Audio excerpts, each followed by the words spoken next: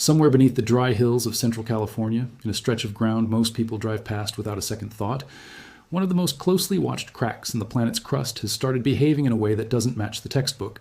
Not once, but in 3 separate ways, across 3 separate research efforts, all landing within the same few months of each other in 2026.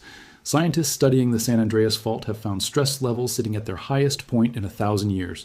They've found evidence that this fault might not fail alone, that an earthquake somewhere else entirely could reach out and set it off like a line of dominoes.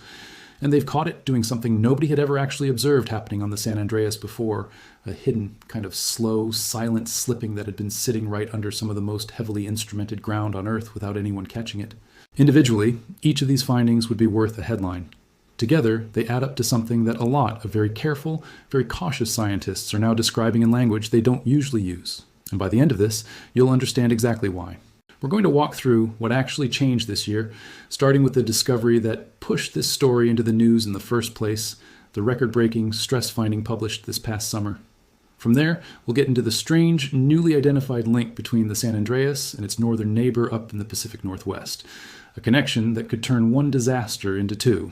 We'll break down the actual mechanics of how a fault like this stores energy and why the number 1,000 years matters so much more than it sounds. We'll look at a section of this fault called Parkfield, a place scientists have been using almost like a laboratory for earthquake prediction for decades, and what a brand new study just found happening underneath it that changes the picture. And we'll bring in the closest real-world comparison anyone has, a fault on the other side of the planet that just ruptured in a way that broke every assumption seismologists had about how far these things can travel.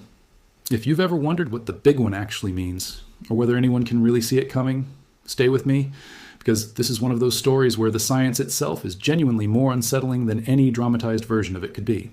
And if you want to keep up with how this develops, this is exactly the kind of story worth subscribing for, because it is very much still unfolding. Let's start with the finding that set all of this off. In June of 2026, a research team led by Dr. Liliane Burkhardt of the University of Bern, working alongside colleagues from Northern Arizona University, the United States Geological Survey, and the University of California, San Diego, published a study in the Journal of Geophysical Research. Solid Earth that did something nobody had managed before. They built a physics-based, 4-dimensional computer model and used it to reconstruct 1,000 years of earthquake history along the southern San Andreas Fault and the neighboring San Jacinto Fault, feeding it everything from radiocarbon-dated sediment layers to tree ring records to centuries of historical observation, then running the whole simulation forward to see where things stood today. The result was about as stark as a finding in this field ever gets. Stress on both fault systems is now sitting at or above the highest levels recorded anywhere across that entire 1,000-year simulation. Not close to a record, at the record or past it. To understand why that number should make you sit up, you have to understand what stress actually means on a fault like this. 2 enormous slabs of the Earth's crust, the Pacific Plate and the North American Plate, are grinding past each other along the San Andreas at a rate of roughly 5 centimeters a year, which sounds like almost nothing until you remember it never stops. In most places along the fault, that motion happens smoothly, a slow, continuous creep that releases energy gradually and harmlessly. But along the southern stretch of the San Andreas, the section running from around the Coachella Valley up toward the Cajon Pass northeast of Los Angeles, the fault is locked. The 2 plates are trying to slide past each other, but friction is holding them in place at the surface and through the upper crust. The motion doesn't stop, it just stops being visible. Instead of releasing as gentle creep, all of that unrelieved motion gets stored as elastic strain in the surrounding rock, essentially bending and compressing the crust the way you'd bend a stick further and further without letting it snap. The longer that lock holds, the more energy piles up, and the southern San Andreas has been locked in essentially the same way since the Fort Tejon earthquake of 1857, a rupture estimated at around magnitude 7.9. That was 169 years ago. For 169 consecutive years, the plates have kept grinding at that same 5 centimeters a year with nowhere for it to go. And Dr. Burkhardt's model is essentially confirming, with more rigor than anyone has managed before, that the account has never been this full. Now here's where the story stopped being just a stress number and turned into something scientists started calling genuinely alarming. The San Andreas and San Jacinto faults don't run in isolation from each other. They meet at a specific geographic pinch point called Cajon Pass, roughly 50 miles northeast of downtown Los Angeles, and the research team found that this junction behaves like what they're calling an earthquake gate. Under the right stress conditions, a rupture that starts on the San Andreas can actually jump the gap and continue onto the San Jacinto Fault, turning what would have been a single fault earthquake into a combined multi-fault event. According to the study, a joint rupture crossing that pass could produce a quake somewhere in the range of magnitude 7, 4 to 7, 8. And unlike a single fault event confined to a narrow corridor, it would threaten a genuinely enormous footprint all at once. The Los Angeles Basin, San Bernardino, Riverside County, and the Coachella Valley simultaneously. Dr. Burkhardt herself was blunt about the severity, noting that a joint rupture crossing Cajon Pass could reach that magnitude range and affect a dramatically larger area than a single fault event ever would.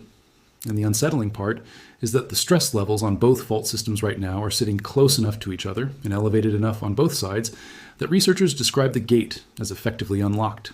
The conditions that would allow one fault to hand its energy directly to the other are already in place. It isn't a hypothetical waiting on some future buildup. According to this model, we're already there. If you're wondering what a scientist actually says when asked when this might happen, the honest answers coming out of this research are almost more unsettling than a hard prediction would be, because they refuse to pretend precision exists where it doesn't. USC seismologist Ahmed Elbana, director of the statewide California Earthquake Center, was asked exactly that question, and his answer was that it could arrive today, tomorrow, in 10 years, or in 30, and that, on a geological timescale, there's genuinely no meaningful difference between any of those. That's not scientists dodging the question. That's scientists being honest about the actual resolution of the tools available to them. Earthquake stress can be measured, modeled, and tracked with more precision than ever before. But the moment when accumulated stress finally exceeds the strength of the rock holding it back remains something nobody can pinpoint in advance. Kate Scherer, a USGS geologist and co-author on the study, made the underlying point just as directly that because it's been such an extraordinarily long time since either fault system has ruptured, the amount of stored up stress is enormous, regardless of exactly when it finally lets go. Now let's rewind further back, because this record stress finding wasn't the only piece of the San Andreas puzzle that shifted this year, and understanding the fuller sequence really does change how seriously you should take all of it. Back in October of 2025, researchers who had been drilling sediment cores off the coast of Oregon in waters tied to the Cascadia Subduction Zone, the massive fault system running along the Pacific Northwest coast, stumbled onto something almost by accident, thanks to what was initially just a navigational error during a research cruise. Buried in those seafloor sediments were paired layers, distinctive deposits formed by underwater landslides. And the pattern in those layers suggested that major Cascadia earthquakes and major San Andreas earthquakes may have ruptured close together in time, on more than one occasion, throughout the geological past. By May of 2026, follow-up research had built that initial discovery into a fuller, more developed picture, one that reframed how connected these two fault systems, previously treated by most planning agencies as largely separate hazards, might actually be. Cascadia is capable of producing a magnitude 9 or greater earthquake on its own, a genuinely catastrophic event bringing tsunamis and landslides across hundreds of miles of coastline. The unsettling new possibility is that a rupture of that scale in the Pacific Northwest might not stay contained up there. It could set off a secondary rupture down on the San Andreas, effectively delivering a coast-wide chain reaction earthquake sequence hitting nearly the entire length of the American West Coast within a matter of hours rather than years apart. For decades, emergency planning in Washington, Oregon, and California has largely treated the Cascadia hazard and the San Andreas hazard as two separate problems to prepare for independently. This new sediment evidence is quietly forcing planners to ask whether that separation was ever actually accurate. And here's the part of this finding that deserves real scrutiny, not vague conspiracy energy, but plain historical comparison. California has actually lived through this exact kind of domino sequence before, just on a smaller scale and without anyone framing it that way at the time. The Parkfield segment's own missed prediction in the early 1990s was directly caused by nearby, seemingly unrelated earthquakes in 1983, altering the stress on that stretch of the San Andreas, enough to delay its next rupture by more than a decade. If moderate regional earthquakes can meaningfully shift the timing of a rupture on a segment sitting right next door, then the far larger, far more energetic proposition of an entire Cascadia megaquake reaching down and nudging the San Andreas into failure isn't some wild leap in logic. It's the same basic stress transfer mechanism operating at a genuinely bigger scale. On March 28th of 2225, a magnitude 7 earthquake tore through Myanmar along the Sagaing Fault. And what made that earthquake scientifically extraordinary wasn't just its size, it was its length. The rupture ripped open more than 500 kilometers. Roughly 317 miles of continuous fault line, making it the longest continental rupture ever directly documented by modern instrumentation. Longer than California's 1906 San Francisco earthquake and the 1857 Fort Tejon earthquake combined into a single event. The Sagaing Fault is a strike-slip fault, meaning the ground on either side slides horizontally past itself, structurally almost a twin of the San Andreas, just on the other side of the globe and with far less historical monitoring behind it. The Sagaing Fault runs in a nearly straight line from the Himalayas down through central Myanmar to the Andaman Sea, and the sheer geometric simplicity of that line is actually part of why the 2025 rupture was able to travel so far. A straight, continuous fault plane gives a rupture fewer obstacles, fewer bends and offsets that would normally act like speed bumps, slowing or stopping a tear in the crust before it can propagate much further. The San Andreas, by contrast, is far from geometrically simple. It bends, steps, and splits into secondary strands repeatedly along its length, including right around the Cajon Pass region at the heart of this year's earthquake gate finding. For a long time, that structural complexity was treated as a kind of built-in safety feature, an assumption that all those bends and offsets would naturally cap how far any single rupture could realistically travel. Myanmar didn't disprove that outright, but it did demonstrate that a fault sharing the same basic strike-slip mechanism as the San Andreas is capable of rupturing across distances that would have sounded implausible in Californian hazard modeling only a couple of years ago, and that alone is enough to make researchers go back and stress-test their own assumptions rather than simply trust them. Researchers at Caltech studying the aftermath concluded that earthquakes on faults like this one never repeat in exactly the same pattern twice, and that the real value of a case like Myanmar's is in mapping out the full range of scenarios that are physically possible, rather than assuming the past sets a hard ceiling on the future. That finding matters enormously for California, because for years, seismic hazard models for the San Andreas were built largely around historical precedent, the assumption that because past ruptures on specific segments tended to run a certain length and produce a certain magnitude, future ones would likely follow suit. Myanmar just demonstrated in real time that a strike-slip fault can blow straight through those historical boundaries and keep rupturing far longer than anyone modeling it in advance would have predicted. Now, if the San Andreas is capable of something structurally similar, and there's no clear mechanical reason it wouldn't be, then some of the upper-end earthquake scenarios currently used in California's planning documents may need to be revised upward, not downward. And then there's the discovery that, in some ways, is the strangest of the three because it didn't come from some remote, poorly monitored stretch of fault at all. It came from Parkfield, a tiny town in central California that has functioned for decades as one of the most heavily instrumented earthquake laboratories on the planet, precisely because its section of the San Andreas has produced a remarkably regular sequence of moderate earthquakes, roughly magnitude 6. At intervals, researchers once believed followed an almost clockwork 22-year rhythm going back to 1857. Scientists have poured instruments into that ground for generations, specifically because Parkfield seemed for a while like the one place on Earth where earthquake prediction might actually become a real, working science. And yet, in June of 2026, a study published in Nature Communications used deep learning techniques applied to strain meter data to detect something that had apparently been happening at Parkfield the entire time, completely unnoticed. Short-duration slow-slip events, tiny episodes of the fault silently shifting without producing a normal earthquake, showed up consistently across multiple instruments, confirmed by nearby creep meters, and these events turned out to be directly linked to periods of increased seismic activity nearby. In other words, one of the most watched, most instrumented, most studied pieces of the San Andreas Fault on the entire planet had been quietly doing something scientists didn't even have the tools to see until deep learning algorithms were finally pointed at data that had been sitting there all along. If a hidden behavior like that could go undetected for this long at Parkfield, arguably the single best monitored patch of the San Andreas anywhere, it raises an obvious and slightly uncomfortable question about what else might be happening right now in stretches of the fault that don't get anywhere near that level of attention. To understand why slow slip events are such a big deal scientifically, it helps to know what creep meters and strain meters are actually built to catch in the first place. A creep meter is a remarkably simple instrument at its core. Essentially, a wire or rod stretched directly across a fault trace, measuring tiny changes in distance as the ground on either side inches past itself. Researchers working these instruments along the central San Andreas have documented creep pulses arriving in bursts of just a few millimeters over the course of a single day, sometimes propagating from one creep meter to another, positioned just over 100 meters away in under 20 minutes, a speed far faster than the slow background creep rate the fault normally exhibits.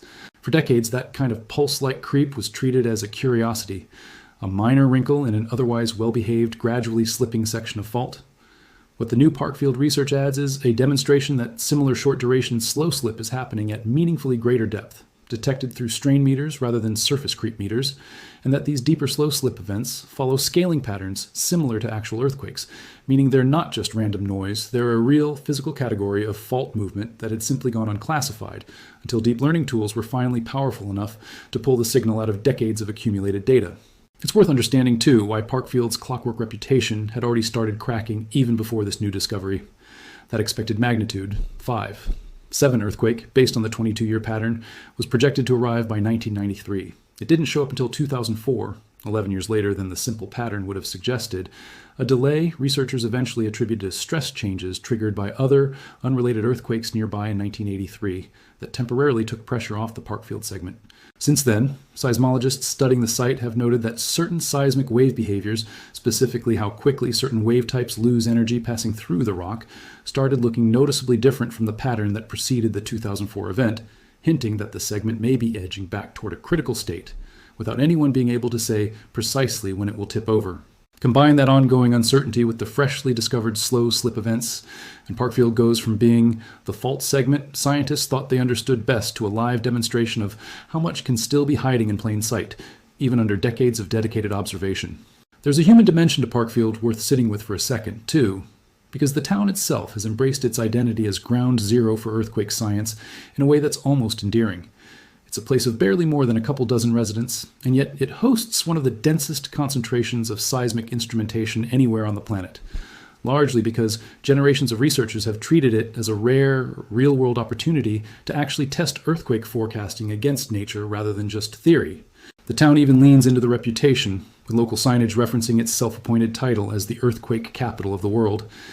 That mix of genuine scientific stakes and small-town charm is part of why this new discovery lands as more than just another data point. This is the community that has spent half a century letting scientists bury instruments in their yards, specifically so that if anyone anywhere was going to catch a fault behaving exactly the way theory predicted, it would happen here. Instead, what they caught was a reminder that even the most studied ground on Earth can still be concealing behavior nobody had the tools to see until now. Step back now and look at what these 3 findings mean when you put them side by side, rather than treating them as separate news stories. The San Andreas and San Jacinto systems are holding more stored energy than at any point in the last 1,000 years. The junction where those 2 faults meet is structurally primed to let a rupture jump from one to the other, potentially more than doubling the affected area and pushing the resulting quake into the magnitude 7, 4 to 7, 8 range.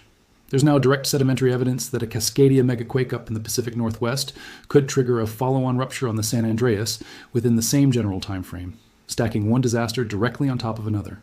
A structurally similar fault on the other side of the world just rewrote the record books for how far a single strike slip rupture can travel, undermining the historical assumptions California's hazard models have leaned on for years. And the best monitored stretch of the San Andreas anywhere on the planet just revealed a category of silent, slow-motion slip that nobody had detected before, using techniques that didn't exist until very recently. None of these 5 things, on their own, tells you exactly when or how the next big earthquake on the San Andreas will unfold. But, taken together, they tell you something a lot of very sober, very careful researchers have started saying out loud this year. The working model of how this fault behaves needed updating right now, not in some distant future revision cycle. It's also worth placing the San Andreas inside the wider context of what's happening across other major fault systems around the world right now, because none of this research exists in a vacuum. The same broad pattern, decades or centuries of quiet lockup followed by growing scientific concern, is playing out simultaneously along Turkey's North Anatolian Fault, where the segment running beneath the Marmara Sea just south of Istanbul hasn't ruptured since 1766, and is now estimated to carry roughly a coin flip probability of producing a major earthquake within the coming decades. It's playing out along Nepal's main Himalayan thrust, where researchers have identified similarly overdue sections following the deadly 2015 Gorkha earthquake.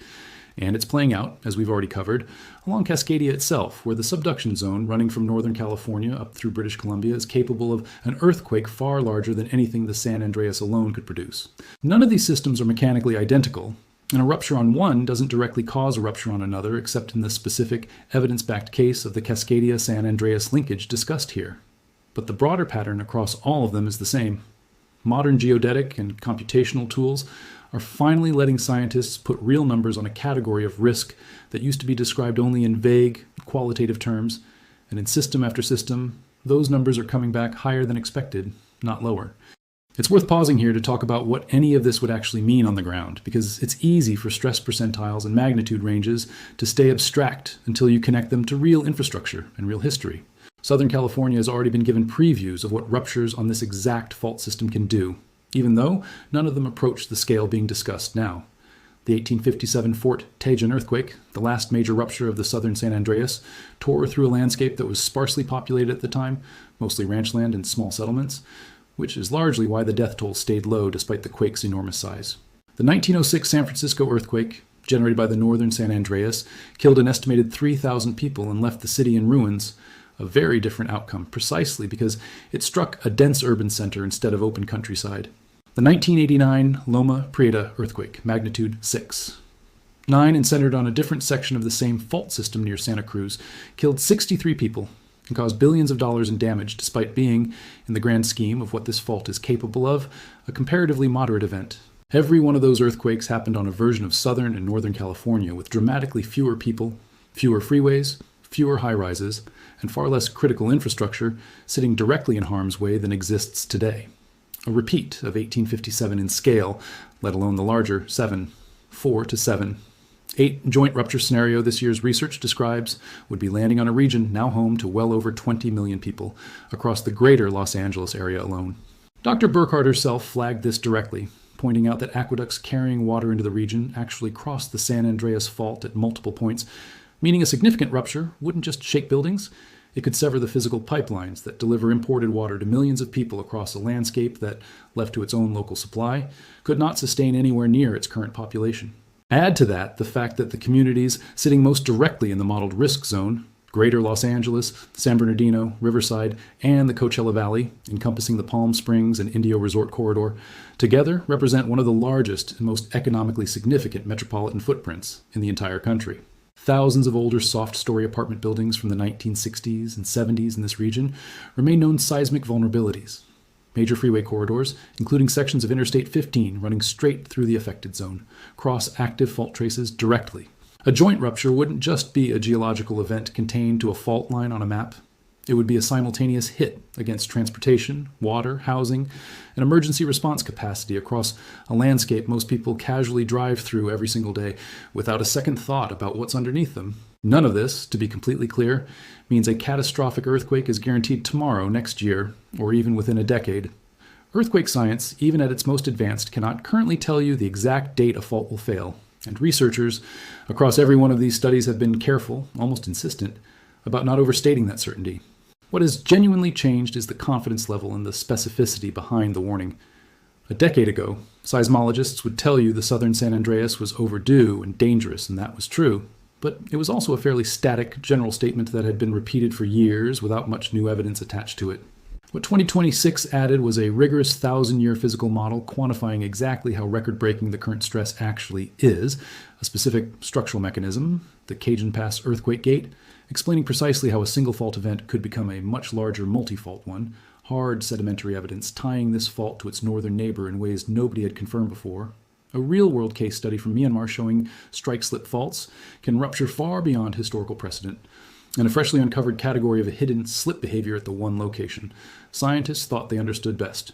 That's not the same old warning repeated one more time. That's a genuinely updated, more precise, and more disturbing picture arriving in the span of about 12 months. So what should actually change based on all of this, and what's genuinely within anyone's control here? On the institutional side, expect California's seismic hazard models, the ones used to set building codes, insurance requirements, and emergency planning budgets, to start incorporating these newer findings, particularly the Cajon Pass earthquake gate mechanism and the Cascadia linkage evidence, both of which suggest the credible worst-case scenarios planners have been working from may have been somewhat conservative. Expect continued, and probably expanded, deployment of tools like the ShakeAlert early warning system, which uses the brief window between a fault's fast-moving initial waves and its slower, more destructive shaking to push out alerts giving people, trains, surgeons, and industrial systems anywhere from a few seconds to tens of seconds of advance notice, a genuinely meaningful head start, even if it sounds small on paper. That system already covers the entire state and has been steadily integrated into more transit networks, school drills, and industrial shutdown protocols each year, precisely because a few seconds of warning has repeatedly proven to be the difference between someone taking cover under a desk and someone getting struck by a falling shelf, even if it can't do anything to reduce the shaking itself. On the personal side, the guidance from every single one of these researchers converges on the same unglamorous, practical basics.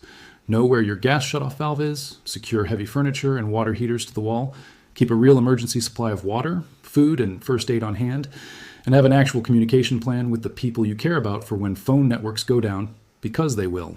These aren't dramatic asks, and none of them require believing an exact date for the next rupture. They just require treating an increasingly well-documented risk with the same seriousness people already apply to smoke detectors or seatbelts. None of that requires believing an exact date for the next rupture. It just requires taking seriously what the last 12 months of research has made unmistakably clear, that the ground beneath one of the most populated stretches of the United States is holding more pent-up energy than it has in a millennium, connected to more moving parts than anyone previously confirmed, and still capable of surprising the scientists who study it more closely than almost anyone else on Earth. If this kind of deep dive into what's actually happening beneath our feet is something you want more of, make sure you're subscribed so you don't miss the next update, because this is very much a live developing story rather than a closed case. Drop a like if you found this as genuinely unsettling and fascinating as I did putting it together, and let me know in the comments what stood out to you the most, whether it's the record stress finding, the possibility of a chain reaction with Cascadia, or the fact that scientists are still discovering entirely new categories of fault behavior at a site they've been studying for decades. Share this with anyone, living in Southern California, or honestly, anyone who's ever been curious about what's really going on underneath the ground we all take for granted every single day. Because the story here isn't really about fear, it's about how much more precisely we now understand a risk that's been sitting there the entire time, waiting.